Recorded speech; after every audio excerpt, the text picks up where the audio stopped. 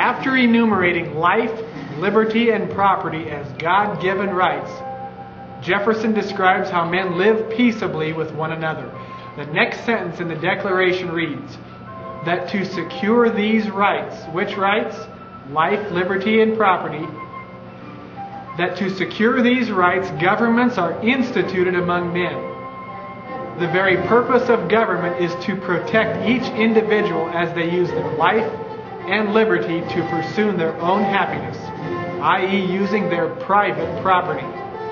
Recently, the role of government has been almost completely reversed.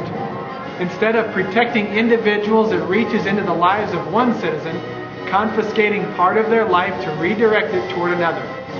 Not only is this transgressing the fundamental right of private property, the government agent uses this redistribution to gain the favor of the recipient, thereby acquiring a vote. In this way, an epidemic arises where some in government solidify their personal power by confiscating one citizen's labor, their property or money, and use it to buy the vote of another citizen. The Founding Fathers understood that freedom of the people depended upon government protecting the property rights of the people, not threatening them. In speaking of the right of the individual to be secure in their property, John Adams made this defense.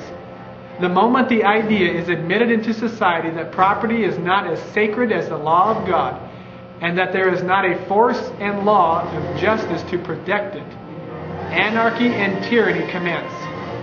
Property must be secured or liberty cannot exist. End quote. The clarity and perception demonstrated by our second president is astounding. Adams articulated in advance how our society's relationship with its government has been radically reversed. Once the enormous power of government assumes the illegitimate authority to redistribute property in all forms of wealth, certain members of society are now at war with others. The reason being that, for government to give one citizen money, it must first confiscate it from another citizen.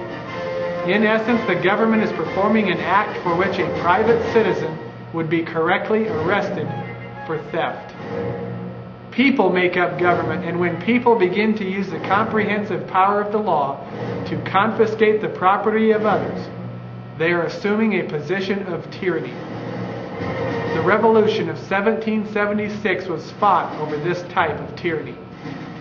The founders understood that the reason men bring themselves under government is for the protection of their property and from being destroyed or stolen. Therefore, it is totally mistaken to think that our Constitution allows for the confiscation of property in the form of money through taxes to redistribute to others. Thanks for joining us, and hopefully you'll join us again in our next video.